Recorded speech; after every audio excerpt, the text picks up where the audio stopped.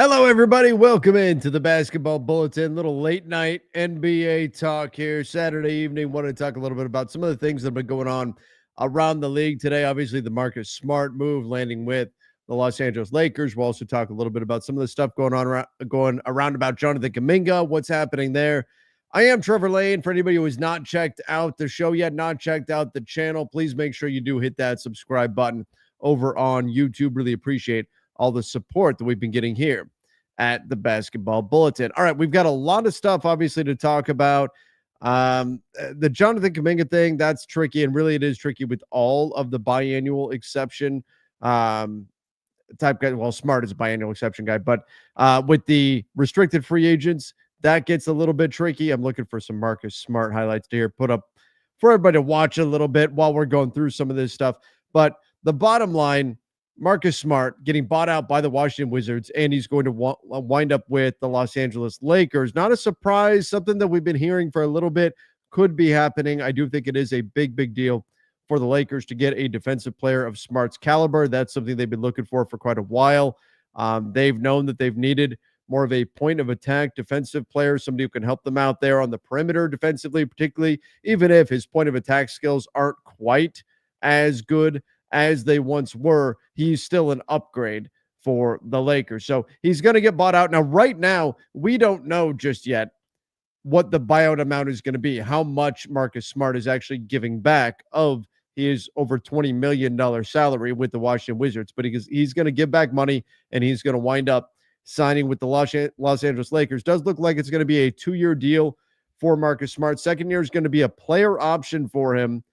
And that, I know some people will quibble over that. The Lakers have a long history of giving player options to guys when maybe they shouldn't have. And I mean, it's not ideal. It's never ideal to give up a player option from the team's perspective. That's never something that you really want to see. But as Shams noted, there were other teams in pursuit of him as well.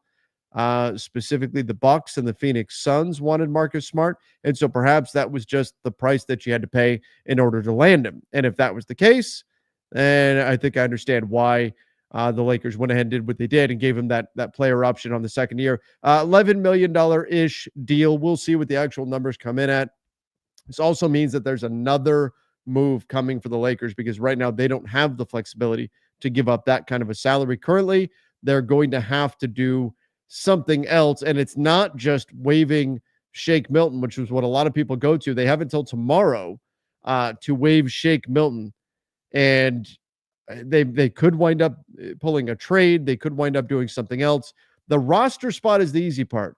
They waive Shake Milton, get $3 million off their books, and off they go. That's the easy part on the Lakers. It's the tough part is the money, coming up with the money in order to land Marcus Smart to give him the kind of deal that he wants. Just waiving Shake Milton is not enough. So that means there has to be another move coming for the Los Angeles Lakers, or, potentially the number that's been put out there. Maybe that's not quite correct or something like that. But I would imagine we could see a player like Jordan Goodwin has just $25,000 guaranteed. Maybe he gets waived. I know the Lakers would not be super thrilled about doing that. They really liked what he brought them in terms of, yes, perimeter defense last season. So I don't think that's necessarily a preferred option for them, but in a pinch, that could be something they could do. Maybe they could find a trade. They could buy out somebody else. I suppose there could be something done there, or perhaps there's a trade that they've got right now in the works. But right now, the Lakers have to figure out a way to actually afford Marcus Smart and fit him onto the books. And when I say figure out, they already know. We don't know what the path is. They already know. There's no question. They already know exactly how it is that they're getting there. That's just not been made public at this point. So again, thank you everybody for joining. If you're here on the YouTube channel over on the Basketball Bulletin, make sure you hit the like button and make sure you subscribe as well. All right. Let's go to some of your questions, some of your comments as we get into all this here. We do need to talk about Jonathan Kuminga and all of that. Here's like the comments like this. Smart is washed. Okay. I mean, he's a better defensive player than the guys the Lakers have. He's an upgrade, particularly with what they're going to be looking to do with him. I think it's funny where And I see it from Lakers fans and see it from fans of all teams where the second a move is made, unless it's your team is trading for Giannis, people just come out of the woodworks to trash any kind of a move. Oh, this doesn't change it. This doesn't move the needle. Well, you know what? Sometimes it takes baby steps. Sometimes it takes little things to get there. For example, every step along the way, for the Lakers being the team that we're talking about right now, and we'll talk about the Warriors and some other teams in just a minute, but every step along the way, it's been, well, that doesn't change. That doesn't move the needle. Nope, that doesn't move the needle. Not good enough. Doesn't move the needle for them. DeAndre Ayton doesn't move the needle. Jake LaRavia, nope, doesn't do anything. Adu Thiero, nope, doesn't do anything. Marcus Smart doesn't do anything. The next thing you know, you turn around and you go, damn, okay, they've added some players, right? Together. Is any one singular guy an overwhelming force where you go, oh my God, they got that guy? No, but not every trade in the NBA is going to be the Luka trade. It's okay to get excited about a move, a deal, especially in today's NBA, more so than in the past. More so than the past. Because in the past, you would say, oh, well, the 10th guy on the roster, what does it really matter, right? Today's NBA, though, depth matters a ton. You have to have it. If you don't have it, you're in big, big trouble. So I don't know. I think and the same thing for people who are saying, oh, Bradley Beal can't do anything for the Clippers. They look at the price tag they got him at. Every team would be happy to get him at that price tag. Any team would say $5 million and change for Bradley Beal. Yes, we'll do that in a heartbeat. Same thing with Marcus Smart. For that price tag and what that would mean for your team moving forward and building out your roster, teams would do that in a second. Sometimes you need depth on your roster. Not everything is going to be, whoa, Giannis got traded to this team, and that changes everything for a roster. It's the way of the new NBA, and I think we need to get a little bit more aware of how important depth is in today's league. All right, let me get into some of your questions, comments here. Otherwise, Brandon said, with Smart signing, what are other realistic moves we can make? Well, a lot of it depends on what happens financially with them. How do they clear money and how much money do they clear? Because they're going to be really close to that first apron hard cap. They're not going to be able to send out or take in much more salary after Marcus Smart if all they're doing is just getting enough to give him a full $5.1 million biannual exception. Now, if they're clearing extra room, if they're clearing, I don't know, $10 million in space, let's say somehow there's another move they've got planned. Well, all right, that offers up more flexibility. Then you can go explore the free agent market. You can go find, a Josh Okogie, Ben Simmons, Amir Coffey, those kinds of guys that you could target with veteran minimums. So a lot of it's going to depend on what is the path? And we don't know right now, but what is the path? How are the Lakers signing Marcus Smart? How are they giving him? We know they're giving him biannual money. How are they doing it exactly? We don't know that path just yet. And again, I've talked about it on Lakers Nation. I specifically asked those who would know within the Lakers, do you have access to the biannual exception? And was told very definitively, we have the ability to get there. So we'll see exactly how they're going to pull that off.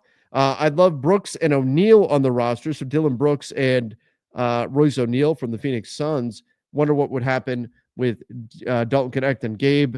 The Lakers will keep Maxey. They might. I can't see the Suns moving on from Dylan Brooks. I think Brooks is too good of a fit there. Royce O'Neal, sure. $10 million. The Lakers did have interest in him a couple seasons ago before he got traded to Phoenix. The Suns kind of beat him to the punch there. The Lakers were offering multiple seconds. The Suns offered an extra one. I believe it was 3 seconds.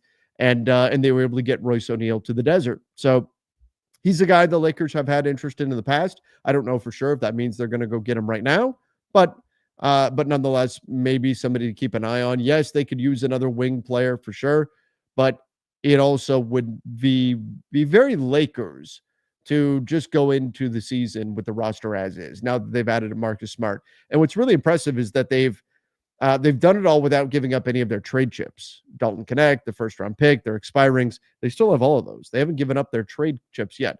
So I do think that they've got themselves now, with the addition of Smart, a little bit more leeway to go into the season and say, well, okay, we've added some significant pieces here. LaRavia, Ayton, Smart. We'll see what Adu Thiero's health status is.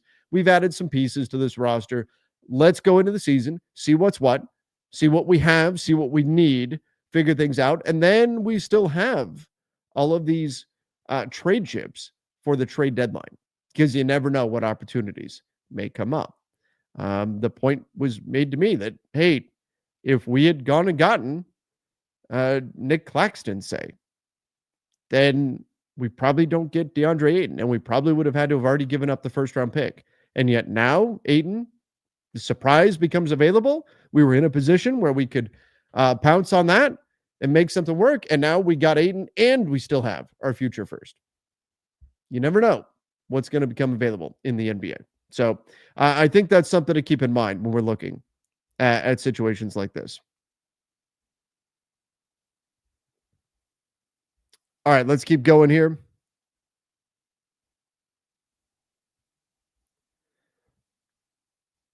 Oh, ban. Nothing better to do on a Saturday night than say dumb shit in the comments. Wow. That's cool. I just hit the handy dandy ban button. Toko said, people acting like we paid $20 million for Smart. We got to get better. Gabe for half the price. Been down on Pelinka, but he's been cooking. One more move. Yeah, I mean, look, I think that I think that overall, when we take a look at the entirety of what the Lakers have done this offseason, now it's been pretty good. Now, does that mean that they're suddenly on par with the Rockets, the Nuggets, the offseason teams like that have had? Even the Clippers, you could argue. I think the Clippers have had a really impressive offseason. No, if I'm being objective, and that's what I'm going to try to do here on the Basketball Bulletin, this is not solely Lakers. No, I do think that other teams have had, in the West specifically, have had better off seasons than the Lakers have. I love what Houston did. I was calling for Houston during the playoffs to go trade for Kevin Durant. They were screaming for a Kevin Durant style player to fix what ailed them, and that's exactly what they went and did. I love the offseason the Houston Rockets have. I love what the Denver Nuggets did. They got incredible value on not just Bruce Brown, but Tim Hardaway Jr. as well. And then you get Jonas Valanciunas. You pull off the Cam Johnson trade, and let's not forget DeRon Holmes, who tore up Summer League, missed his rookie year due to injury. The Nuggets were so high on him, traded up to get him. And DeRon Holmes looked great in Summer League. And now he's back too. These teams have made some trades, that have made some moves, some real moves here to significantly improve their teams. The Lakers haven't done that. Not quite to that level. They're optimistic. They're excited. I'll tell you guys, they're excited about DeAndre Ayton. They really are. But the Lakers haven't had summers the equivalent of what some of these other teams have done. There's some teams that have really been doing, but in a vacuum, I think they've had a good summer. My God, could you imagine? Could you imagine if Lakers fans were dealing with the summer the Warriors are having right now? Ooh, man. Golden State and Lakers fans said, hey, you've been there, because last year, that was where we were at. Last year, the Lakers sat out the offseason. Right now, that's where the Golden State Warriors are. And I should mention this. Brett Siegel saying that Kuminga doesn't want to come back to the Warriors. Wants a deal in the 30+ million range and doesn't want to be back with the Warriors. Golden State wants a deal in the 20 million range so they can flip him, so they can trade him. They want Kuminga in the 20 million range so they can trade him, because Golden State's going, yeah, you may want 30 million, but if we give you 30 million, we're never going to be able to trade you. It could be worse. I've got Lakers fans going, oh, but Denver had a better summer, but Houston had a better summer, so this isn't good enough. You could be the Warriors right now. Warriors fans sitting there waiting, still haven't done anything. Sitting there waiting for your team to do something. And why can't they do anything? Because they're still figuring out the Jonathan Kuminga situation, because they don't know how much they're going to pay him. So they don't know how much they can give to Anthony Melton or Al Horford. What a mess that is. Is Kuminga worth $30 million? Hawaii Tuna asks. No, probably not. But if you're Jonathan Kuminga, you're kicking yourself for not taking the deal the Warriors gave you a year ago, for betting on yourself. Well, guess what, ladies and gentlemen? Sometimes when you bet on yourself, you bust. It's the way it goes. And I don't think Jonathan Kuminga is a bust. I think Jonathan Kuminga is a talented player. Does he fit with the Golden State Warriors? No. The whole gamble last season from Jonathan Kuminga was that his three ball was going to find its way. That was going to get better. Guess what actually happened? He had the worst three-point shooting season of his career. That's what really happened for Jonathan Kuminga. 31% from three, and I'm rounding up in order to get there. That's not good enough to be on the floor with Draymond when you're trying to create space for Steph and for Jimmy and everybody else. There's not much of a fit there for Kuminga. So now the Warriors don't want to lose Jonathan Kuminga for nothing. Jonathan Kuminga says, I should have got paid last summer. I should have taken my payday last summer. Now I'm regretting that. I need to get a big payday this summer. The Warriors saying, well, we don't want you anymore. You don't want to be here. We don't want you here. But if we give you too much, we're not going to be able to trade you. You're going to be negative value. We're going to have to attach stuff to you in order to trade you. So they're stuck. They're stuck. It could be worse, given everybody that's been good in the Western Conference. The Warriors right now stuck in a staring contest with Jonathan Kuminga. This is a mess. And that is restricted free agency in a nutshell for you. Restricted free agency in general. Cam Thomas is dropping F-bombs at Zach Lowe because he's stuck in restricted free agency. Josh Giddey is still out there, stuck in restricted free agency. This is a brutal restricted free agency is, for as much as I complain about player options, restricted free agency is awful for players. Awful for players, and especially this year with the lack of money that's out there. So now the Warriors are in this staring contest with Jonathan Kuminga, knowing if they give him too much, he's stuck on their roster. And if they don't give him enough, he's not going to sign it. All the while, Kuminga is going to threaten, say, hey, I'm just going to take the qualifying offer. I'll just take the qualifying offer then. I'll bet on myself again. I'll play for 1 year, and then I'll be an unrestricted free agent, and then you can really lose me for nothing. How about that? Meanwhile, there's teams that want to trade for him. Phoenix has wanted to trade for Jonathan Kuminga. The Kings have wanted to trade for Jonathan Kuminga. The problem is the Warriors don't want the stuff back from those teams. So, where does all that go? I don't know. But meanwhile, Al Horford, Anthony Melton just kind of twiddling their thumbs, waiting for some resolution to allow them to actually sign with the Golden State Warriors. The Lakers fans saying, oh, Houston had a better offseason than us. We only signed DeAndre Ayton and Marcus Smart. It could be worse. It could be worse.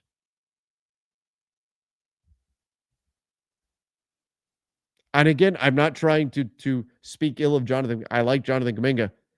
Chat, those of you talking about Jonathan Kuminga, if you're trying to suggest that I'm speaking ill of him, that's not the case. I like him as a player. He's not a fit with the Warriors for what they're trying to do. But you've got two parties that right now need each other, but don't want to stay together. And so it's kind of a mess. It's kind of a mess right now. That's where we're at with Jonathan Kuminga and the Golden State Warriors. And we'll see ultimately where it lands. Again, he's a good player. He's a good player. I thought that in the Jimmy Butler deal, Kuminga needed to be the piece that the Heat demanded. And then ultimately, I think the value, the leverage shifted so firmly into the direction of the Golden State Warriors and away from the Miami Heat that they were able to get the job done without Kuminga being in the deal. I like Jonathan Kuminga. He's a talented player. Isn't the fit for the Warriors to give him the kind of money that he wants, though. And if he gets the kind of money that he wants, him getting away from the Warriors is going to be really tough. And I'll tell you what, some of these guys, Giddey, Kuminga, Cam Thomas, some of these guys are going to wind up just having to take the player option. Some of these guys are just going to have to call the bluff. And it's unfortunate, but that's the offseason that we're in. Some of these guys, if they really want to be free of their teams, if they really want to get the kind of money that they want, they're going to have to take that risk. And they wouldn't have to, I think, in a normal market, but that's where we're at. That's where we're at for guys like this. I mean, look at him. This dude is legit. He's a good player. He'd be a nice young piece for the Kings. He'd be a nice young piece for the Suns. For any of these teams, they could do something with Jonathan Kuminga. I think he's a talented player. Is he the right fit for the Warriors? No, he's not. And so that's where you got to wonder if Kuminga is going to wind up ultimately just taking the player option.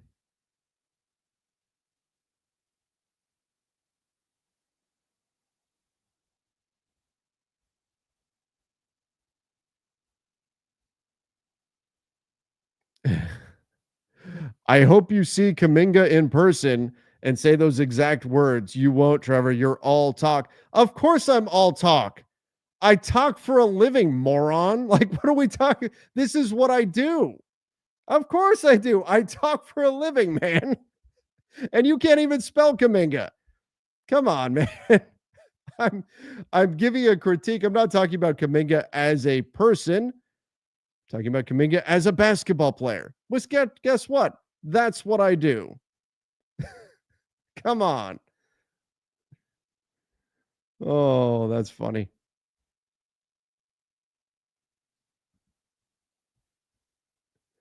I get a little more spicy here on Basketball Bulletin because I own this and I can say whatever the hell I want.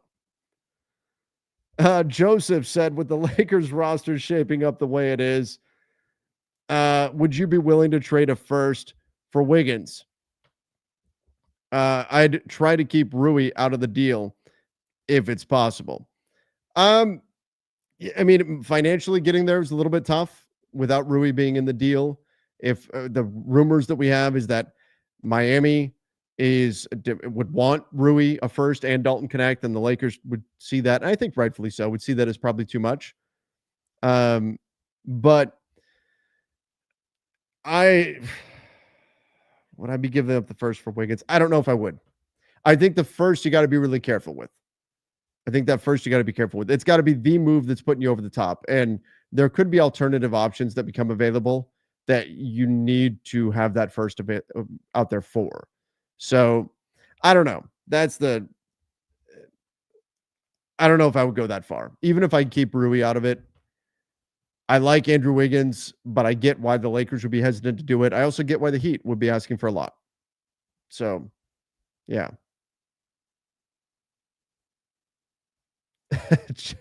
Chill out and tell us your story about the Phoenix Lights again. That was a long time ago. God, I don't even remember when I actually told that story. That was back in the day.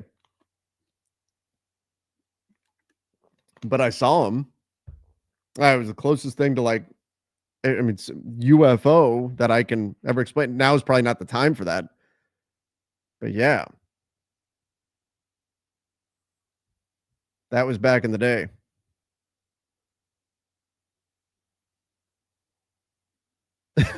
Uncensored Trev is the Trev we never knew. It's late on a Saturday night. Come on. Who owns Lakers Nation? Not me. I mean, I am an employee there. Though I will say I'm very heavily involved in the day-to-day and all of that.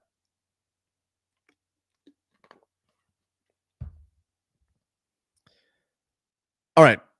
Let's get into anything else you guys want to talk about. Any questions, any comments coming in the chat? We're still watching some Jonathan Kuminga highlights here.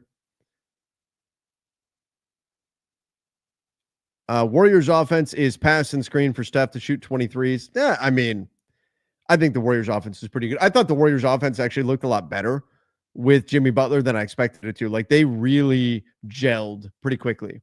And that's a dangerous team. They're older, and especially if they add Al Horford, that's not going to change that. Obviously, he's a 39-year-old player right now, but I think the Warriors can be a real threat next season, particularly if we continue to see just organic growth from Brandon Podziemski.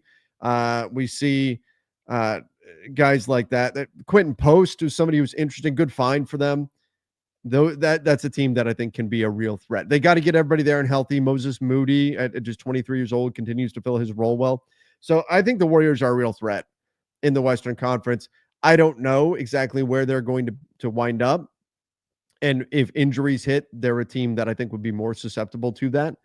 The Clippers are another team where I think the Clippers have had a really good offseason. And I think if the context is we want to put the team together for 2 years and then that's it, and it's all going to fall apart, under those parameters, the Clippers have done a really nice job putting together the team that they have. Now, they've got a lot of older players. We're expecting them to sign Chris Paul now as well. They added Brad Beal already, but that's a team that will be up there in years and will obviously have a long injury history that they're going to have to deal with too. So there's a lot. There's a lot there in the West where uh, health is going to be a big factor. And obviously, that's not just the older teams, it's the younger teams too. But the West, the reality is that it's going to be so tight that the teams that are more susceptible to injury, like the Warriors, like the Clippers, they are going to be really ones to watch on that front where they could see everything come crashing down. And you know what? Every year it happens to somebody. Last year it was the New Orleans Pelicans. The year before that, it was the Memphis Grizzlies who saw injuries. I'll never forget going to actually cover the Grizzlies in Memphis, and they handed me their injury report, and it was 2 pages. First time I've ever seen that. First time I've ever seen that, where the actual physical copy of the injury report for a team was multiple pages. That's how injured the Memphis Grizzlies were a couple of seasons ago. Last year, it was the Pelicans. Somebody will get insanely injured. I hope nobody does, but it tends to happen. The Warriors, the Clippers, those are 2 teams that I think will be a bit more susceptible to injuries because of age. And of course, if we want to talk Lakers, you can point to LeBron James, but the rest of their roster is pretty young when you look at the average age of, say, the Lakers roster. Phoenix, they cleared out Kevin Durant in that trade, whether or not they should have or got enough for him. There are teams, though, that are going to be drastically hit by injuries, and the West is going to be so close that injuries may very well determine where the standings fall. That could be the differentiator in the Western Conference, is simply injuries. Trevor's the Ernie Johnson of Lakers Nation. Well, thank you. I take that as a real compliment. Appreciate that. I appreciate that.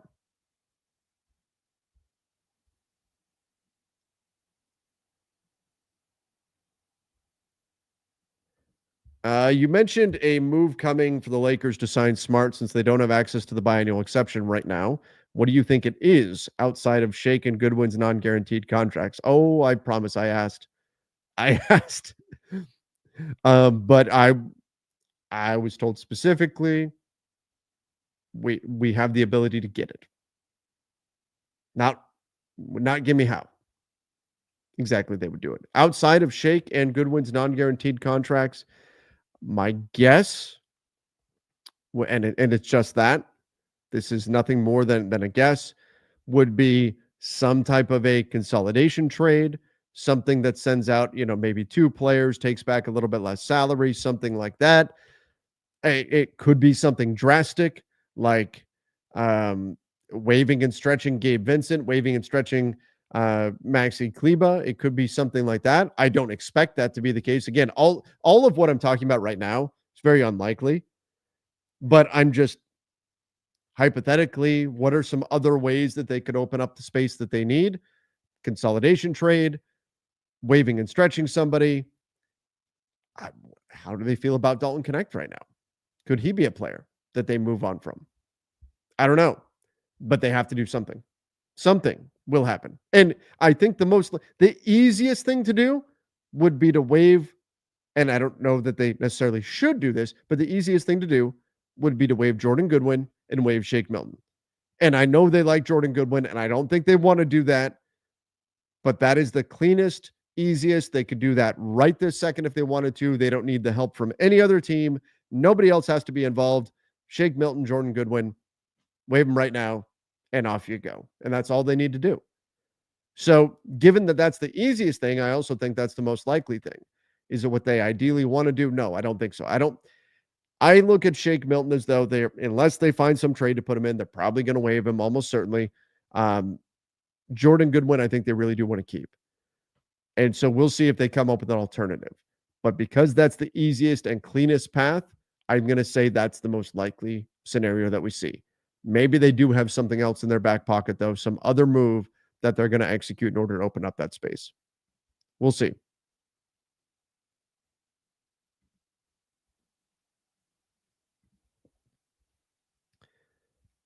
Would you rather have Simmons or Hayes as a backup center? Ben Simmons or Jackson Hayes? Jackson Hayes, I would take. Has the lob chemistry with Luca already. We've seen it.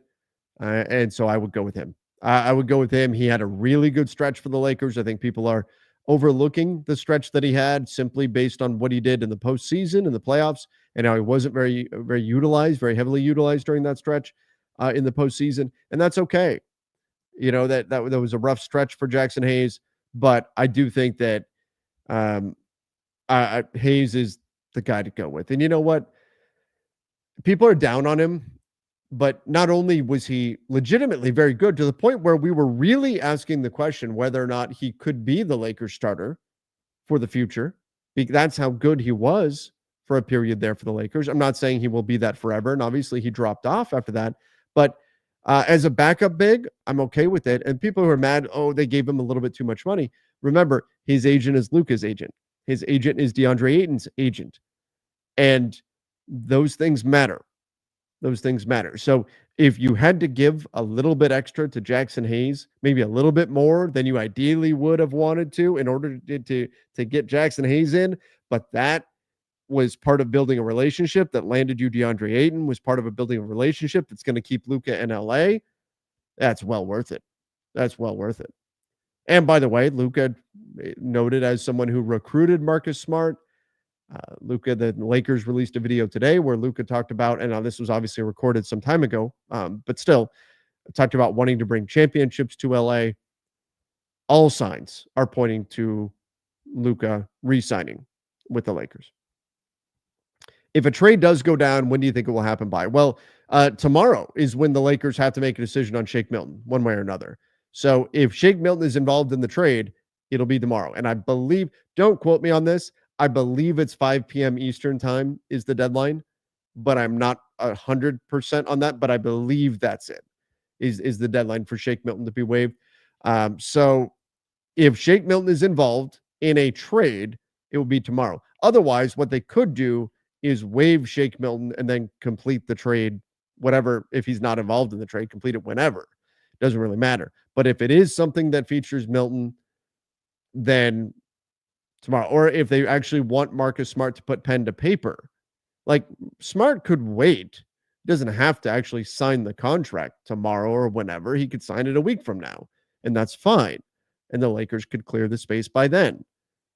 I don't know exactly when he's putting pen to paper, but for right now, if he wants to sign as soon as possible, it would need to go down tomorrow, essentially. So if there is a trade going down, probably tomorrow would be the time, but something will happen tomorrow. Let's put it that way. No matter what, something's going to happen tomorrow. May not be a trade. It may be as simple as Shake Milton getting waived. It could be Jordan Goodwin getting waived. Something will happen tomorrow. But at the minimum, at least Shake Milton has to get waived by tomorrow. And right now, the fully guaranteed date on Goodwin is January 10th. So the Lakers don't have to do too much there just yet. They still have optionality with his contract. That's where we're at there. All right, what else do we have here? A lot of people saying keep Jordan Goodwin. I agree.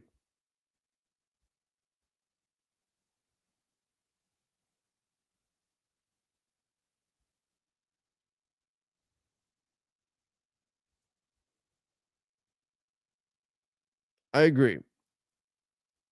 Darius Baisley looks like he got an ACL tear. I asked about Bays and just heard, it does not look good. Really unfortunate to see what happened with him. Really unfortunate.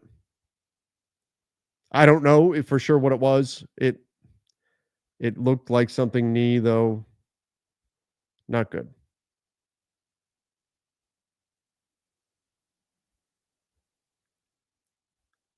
There are no reports saying KCP is being bought out. Yeah, I would not expect that. I've spoken to some folks in the Memphis market about this. I think Memphis made a really smart move getting Kentavious Caldwell-Pope because I don't know if he'll play his way back into value on his contract, 21.6 million this season, 21.6 million next season as a player option, but he's the kind of guy as a streaky shooter who could very well shoot his way back into value. If his shooting percentages come back to the norm and we look at what happened with the Orlando Magic and their lack of creation ability, and I do think that they did a nice job this summer rectifying that by adding Des Bane as well as Tyus Jones.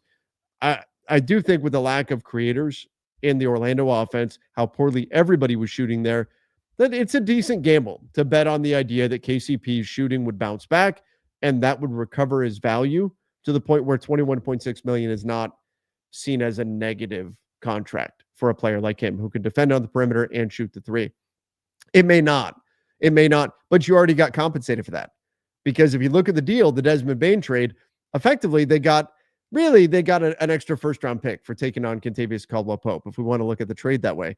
They got that extra first round pick. So you already got paid for taking on KCP. That's already baked in to the return of the trade. Now, if KCP becomes a Grizzly and his shooting percentages magically, pun intended, bounce back, well, then you just get bonus value because you already accepted a deal where the price you got reflected Kentavious Caldwell-Pope shooting poorly. So I think it's a smart gamble by Memphis. I don't think they're going to buy him out. I think he's a nice fit with John Morant. And if I'm Memphis, I'm holding on to him. I'm seeing if he can shoot the ball well for the beginning part of the season. If he goes on that classic KCP heater, who knows? Maybe he'll have value at the trade deadline. And if not, next summer, you've got a $21.6 million expiring contract with Kentavious Caldwell-Pope. And there you go. Right? So I don't see any reason why Memphis should buy out KCP. This is not a tanking team. They're not trying to rack up ping pong balls right now. They lost Des Bane. They still have John Morant. They still have Jaren Jackson Jr. They've got talent on this squad. Unfortunate injury to Jaren Jackson Jr. Hopefully he's back and good to go in time for the season. Ironically, got injured the day after he signed his new deal with the club. Zach Edey going to miss the start of the season as a team that 2 years ago was decimated by injuries. That's not what you want to see happen with them. But I still think there are some quality pieces in Memphis. Jalen Wells is a really intriguing young rookie rookie last year, young player that was quite a find for Memphis. This can still be a dangerous team on a night in, night out basis. And the KCP, John Morant backcourt, I think actually could work just fine. So I don't see a reason for Memphis to buy out Kentavious Caldwell-Pope for all of those reasons. What the heck was Jaren Jackson doing? I don't know what he was doing when he suffered this injury, that turf toe injury. But I mean, that's what Austin Reeves had with the Lakers. It's a tough injury to deal with. I think it's a good reminder, though, that we always think of like, oh God, I don't want a player to go play for their national team or whatever because they could get hurt. God, they don't sit around all summer and bubble wrap. Now, that doesn't mean that they're doing like, I don't know, extreme bungee jumping or something crazy, but these guys are still training during the summertime. They're working out. They're doing things to get ready for the NBA season, and there will always be some degree of injury risk when you're doing those activities. So Jaren Jackson Jr., obviously unfortunate what happened, but a reminder that guys are still working out and injuries can happen even during the summertime.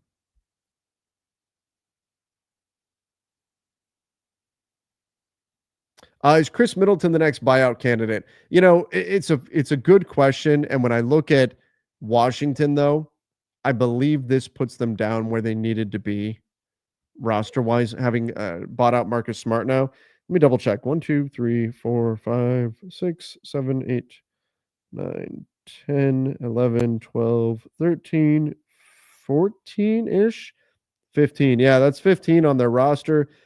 Justin Champagnie has $0 guaranteed. So they're at 15 now on their roster. So Washington with Blake Wesley, it was not reported as heavily, obviously, as the Marcus Smart thing, but Blake Wesley also moved. So Washington is now at 15.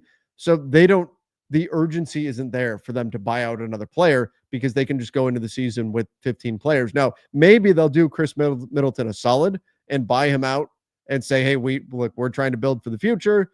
You're a veteran. Let's work a buyout. You're 34 years old. Let's go get you to a place that'll give you a chance to compete in the playoffs." Maybe they do that, but that's not necessarily what's going to happen. I think they probably wait until the trade deadline, see if Chris Middleton plays his way back into some value and see if maybe there's some opportunities with him being expiring. And the same holds true for CJ McCollum. The Wizards needed to get some players off their books. And so that's why we've seen them making these moves. But and why we saw them make the move they did with Rashawn Holmes as well.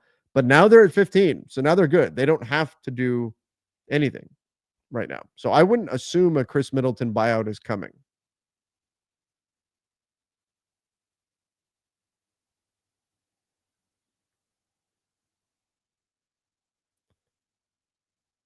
Let's see what else we've got here.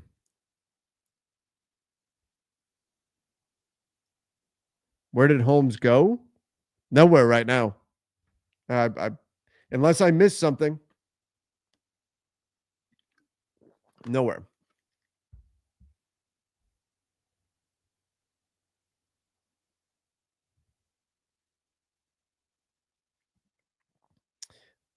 Me leaving Lakers Nation. I'm not planning on it. Do you know something I don't know?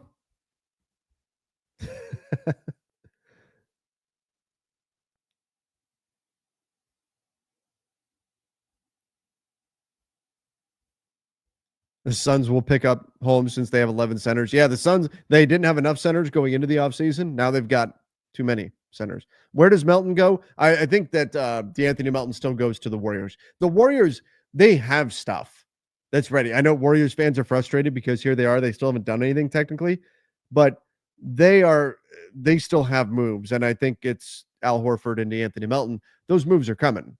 They're just trying to figure out the Kuminga situation first. Once they get that sorted, I think DeAnthony Melton signs, Al Horford signs, and I like those signings for them. I think those are good signings for them. But Melton, I don't think he goes anywhere else. I think he just stays with the Warriors, or goes to the Warriors, I should say. Back to the Warriors, I suppose.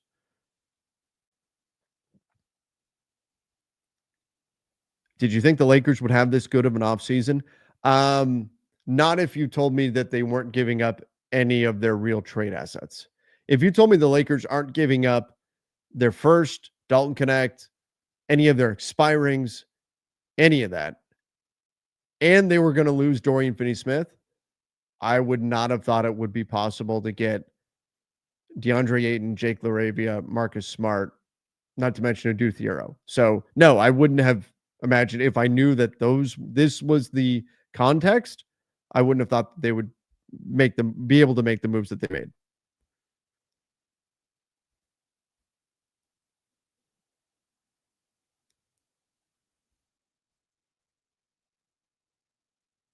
We need a Nick Richards trade now. Yeah, the Suns are in a position where they very much need to change up their roster.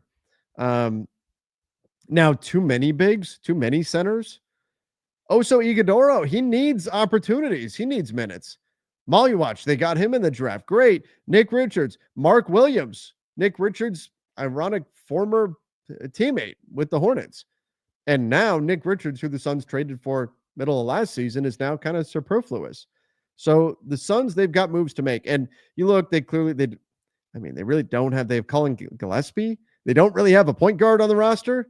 Like, they got to figure that out. They've got a bunch of shooting guards. Did Devin Booker and Jalen Green really work? They've got all these mismatched pieces in Phoenix. It's just kind of a mess. I mean, I guess at the three, you've got Royce O'Neal, Dylan Brooks, and Ryan Dunn. But the Suns they've got to tweak things here. And that's okay. They don't have to be perfect right now. They're undergoing a major transition here with Kevin Durant and Bradley Beal going out. They don't have to just instantaneously be all set up and ready to go. This is a time of transition for them. So it may take a bit for them to really kind of shape and mold this roster. But clearly, other moves need to come. And moving at least one of their centers, and Nick Richards is the most obvious candidate to be moved. I think that's a clear action for them to take. From there, maybe it's a Grayson Allen, maybe a Royce O'Neal, somebody like that could wind up moving from Phoenix. Again, they need to shape and mold this roster. But again, I don't think Phoenix is looking at it at this point like they have to be ready to go fight for a playoff spot on opening night.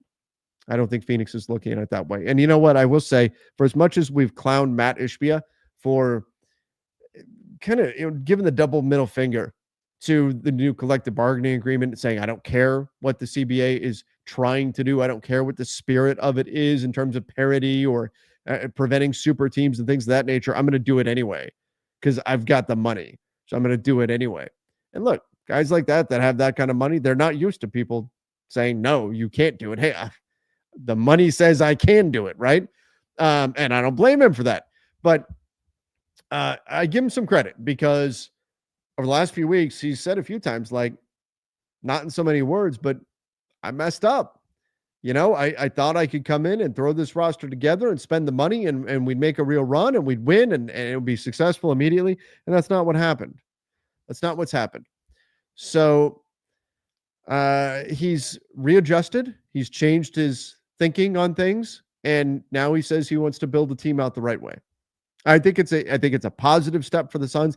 I don't know about buying out Brad Beal. I don't know if that's going to work for them. That's a lot of money sitting dead on their books for a long time, 5 years of $19 million of dead money sitting. That hurts. Man, that's a lot. But we'll see what they do with the flexibility. And I do think that the mindset, the statements coming out of Phoenix are much improved. So we'll see where all of that goes. All right, let's do a few more.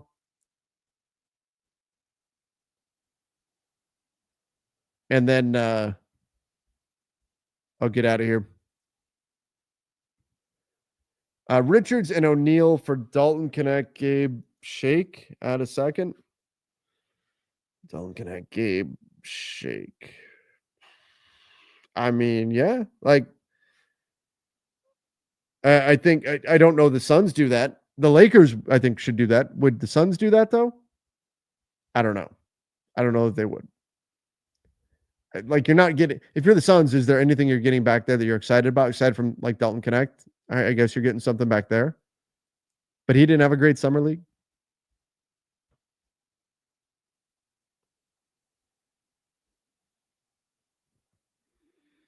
Your top 7 seeding predictions for the West. All right, CMB. Let's smooth things over here. Let's call it good. Top 7 for the West. OKC's at the top. I've got Houston and Denver in a tier right below them. And then I've got this glut of teams. The Clippers, I think, have made some really impressive moves. They're certainly in the mix there. The Clippers, the Wolves, the Warriors may be there. The Mavs, I think, are going to be good. The Lakers are in that mix as well. That may get me down to 7 right there. But that's the West, right? I mean, the San Antonio Spurs, some people will already put them in that tier that I just mentioned. I'm not going to put them there just yet until I see them out there on the floor. They could certainly be there. I wouldn't put it past them. And then you've got this tier with like the Grizz, the Kings, Suns, Blazers. Blazers are trying to win. The Pelicans, if the Pelicans stay healthy. The Pelicans can be dangerous if they get healthy. There's some good teams in the Western Conference, but I do think there is a pretty clear gap here. From tier 1 is OKC. Tier 2 is the Rockets and Denver. Tier 3 is all the rest of those teams that are all trying to get up to tier 2. And we'll see if they can get there. That's the way I see it right now. Will it finish that way? No, probably not. Like the West it's way too close. Injuries hit, can shift things, trades happen, how a team comes together, how it doesn't. And that's part of the brilliance of the Western Conference. And what Adam Silver's been wanting with parity around the NBA. They don't want everything to be completely predictable. You don't want to know in July who's winning the conference in May of the next year. And that's frankly been the way the NBA has been for a long time. So it's very much, I think, up in the air, but that's the way I would see things right now. Houston and Denver in their own tier that sits just below OKC. And then most of that other glut of teams, the Clippers, the Lakers, the Wolves, the Warriors, the Mavs, all these types of teams that are kind of sitting in that mix, trying to prove that they're up in that second tier. That's the way I see it.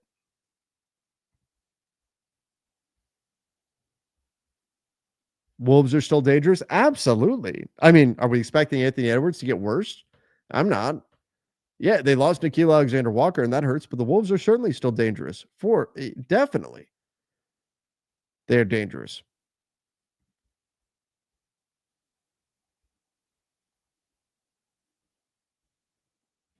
Could they waive Trey Jemison for flexibility? That would only be a two-way contract. If we're talking about Trey Jemison, that would only open up a two-way spot. And the Lakers right now have two-way contracts. I've been told Eric Dixon is not going to get one of those two-way spots after all.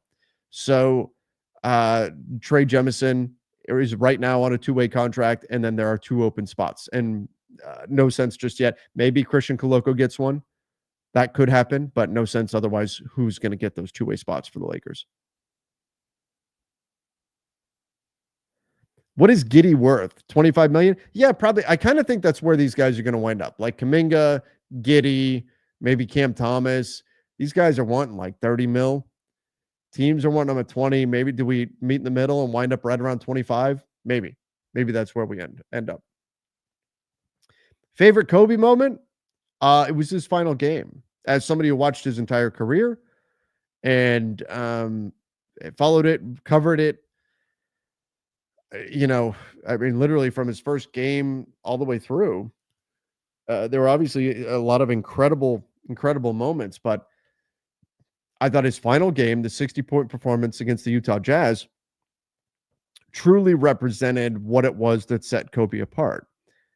And that was the willpower, the drive to battle against the shortcomings of the human body. And that's really what we saw from Kobe that night. He was very clearly on fumes, and the way he pushed through and put on that performance, it was, I mean, it still gives me goosebumps when I talk about it. It was a surreal moment as I saw it happening, because a lot of times we take moments like that and we look back at them and we realize how special they were in hindsight. That was a moment where, as it was happening, at least for me, I knew what we were watching, what we were really watching. It wasn't just a basketball game. What we were really watching that night, we were watching somebody exhaust every little bit of basketball they had left in them. We talk about guys, leaving it all on the floor.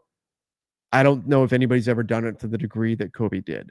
If Kobe was one of those insane, like hyper distance marathon runners that are running some obscene number of miles, and you can see where their legs physically don't work and they're crawling across the finish line at the end, that was the basketball left in Kobe in that final game. And he emptied the tank. He gave everything he had left and gave it to the fans there in LA that night. It was absolutely incredible. And that's what he made his whole career off of, was just that he was going to work and work and work and constantly work to battle past the shortcomings of his body. I mean, the man's a effing maniac. He tried to reattach his own Achilles sitting there on the floor. He injured his shoulder and his shooting arm, and so he just shot left-handed. Had a broken finger and still shot through that with a big wrap on his hand. Like, he just believed that his mind was so strong he could push back any physical shortcomings. And seeing the way he competed that night was a reminder of, I think, everything that he was about for his career. So that to me was my favorite Kobe moment.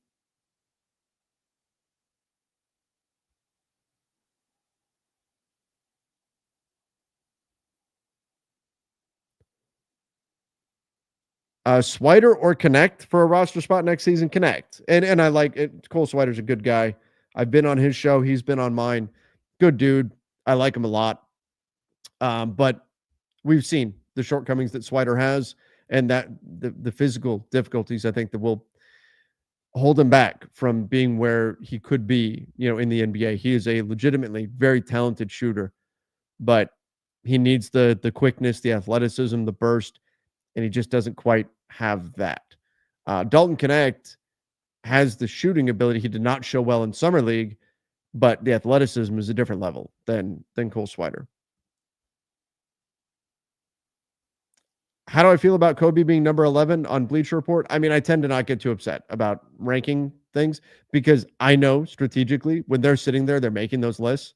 They're going, put Kobe at 11 and watch how many people are going to talk about it. That's the goal of lists like that. It's not accuracy. It's how many people are going to pay attention to what we're doing. So put Kobe at 11, put him outside of the top 10. That's going to get a lot of people to be upset and talk about it.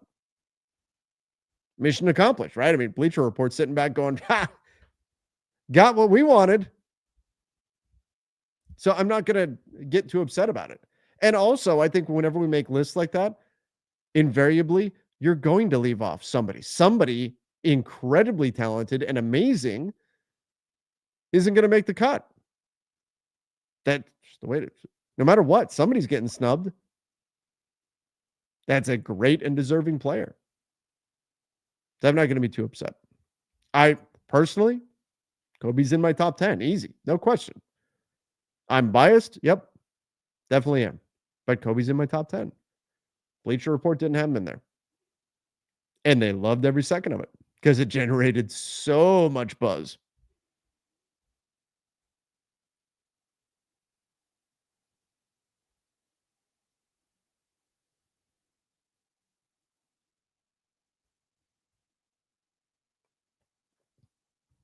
It's all preference. Some will pick Kobe, some don't. Yeah, that's it. And so I'm not going to get too upset over it. If the Lakers cut Goodwin, could they? Oh, this is a good question. If the Lakers cut Goodwin, could they bring him back on a two-way contract? Yes. Yeah, they could. They could cut him, pay him the $25,000 that's guaranteed on his contract, and then bring him back on a two-way deal. Now, if you're Jordan Goodwin and you just played as well as you did last season, do you want to come back on a two-way contract? Probably not. What you're going to do is you're going to stop and you're going to take a look around the league, and your agent is going to canvass the league and find out, is there someplace else that wants to give me a full roster spot? And if so, I'm going to go there. But if there aren't other options, sure, they could potentially bring him back on a two-way contract.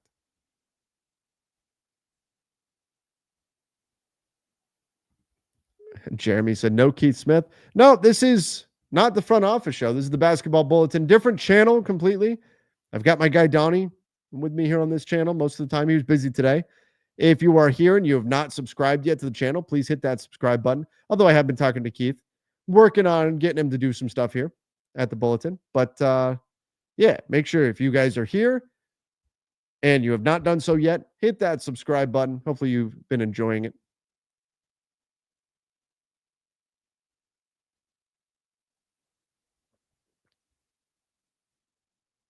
Love Keith. Keith is great. He is great. He is also exhausted from doing sports business classroom. He spent much longer in Vegas than I did. I was there for, what was it, 3 days, 4 days, 3 days, I guess, and change. Keith was there. Had some long days there in Vegas. Did I know Ivica Zubac was going to be this good? This good, no. But I can remember back in the day arguing with arguing is maybe too strong of a word, but discussing with Pete, Zayas, and who else was on that show with us? Maybe it was Anthony Irwin or Harrison, somebody. Anyway, long time ago, when those guys first came into the NBA, saying that I thought Ivica Zubac would ultimately be better than D'Angelo Russell. And this isn't me taking a victory lap or anything, because D'Lo has had plenty of years. He had an all-star year where he looked like he was better, more valuable than Zoo. And now Zubac had a great season last year. I just believed that a big, with his skill set, the soft touch around the basket that still had that kind of size that could protect the rim, that was a little bit more nimble, would ultimately have a real role in the NBA. And it's taken a while for him to get there. And I also think it's taken the big position coming back in style around the league as well for him to be able to do the things that he did last season. But I still wouldn't have guessed that he would be this good. But Ivica Zubac will always be a player that I'll remember, because he's the first player that, as a media member, I interviewed. He's super nice guy. And I really loved that, and was unfortunate that he moved on the way that he did. No, obviously not by his choice, but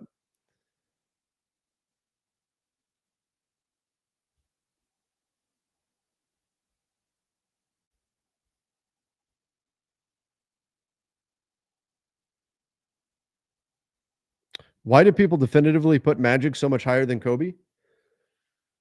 I mean, I grew up a Magic Johnson fan. I had his posters on my walls and during the Showtime era. I think Kobe is the greatest Laker of all time, and I grew up a Magic Johnson fan. Um, but why? I mean, I think part of it is nostalgia. I think Magic himself has said that Kobe's the greatest Laker ever. Um, but part of it is nostalgia. Part of it is what Magic and Bird meant for the NBA. I mean, prior to them, the NBA Finals were on tape delay. You couldn't even watch the NBA Finals live, which is, I mean, like insane to think of right now. But Magic and Bird put the NBA really on the map. We're talking pre Michael Jordan, that they really put on a show that got people to pay attention to the NBA in a very different way than they ever had before. So I think things like that will factor in to those decisions, but it's also a personal thing.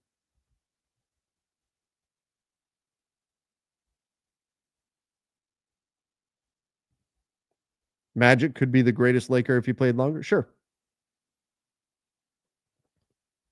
All right. What can Rui and Dalton at a first get us? I mean, that's 21-ish million dollars in salary going out. I would think a pretty decent player if you're going to give up all that. Should be ideally a starting level player if you're going to give up all that, if you're the Lakers. And I don't know if there's a team that's jumping to take that package for that level of player. We'll see. But should be able to get you something that's starting level if you're going to give up that much. If we waive two players and add Smart, who will get the last spot to make 15 on the roster? Well, it could be nobody. You don't have to have 15. You can carry 14, and that's okay. You can do that. You can keep that extra flexibility. And remember, under the first apron hard cap, if they have 14 on the roster and they don't have enough money under that hard cap to sign another veteran minimum, then they can't sign a 15th. So how they clear flexibility is going to be critical here. Who will get the last spot? If they do have the money to sign a veteran minimum, they do have the flexibility to do it. A Josh Okogie, Amir Coffey, Ben Simmons, any of those guys. Those are the types of players I'd be looking at. Would I put the Lakers in the top four, like Shaq says? Top four adjacent. Like, I think they're one of several teams that could argue for the fourth. I think it's OKC, Houston, Denver. And Houston, Denver, if you want to tell me Denver ahead of Houston, Houston ahead of Denver, whatever, I would probably lean Denver ahead of Houston, but whatever. I'm not too worried about that. They're in the tier by themselves, I think, those two. But the Lakers are one of the teams that's vying to be that fourth team. The Clippers are with them. The Wolves are with them. The Mavs are with them, I think. The Warriors are with them.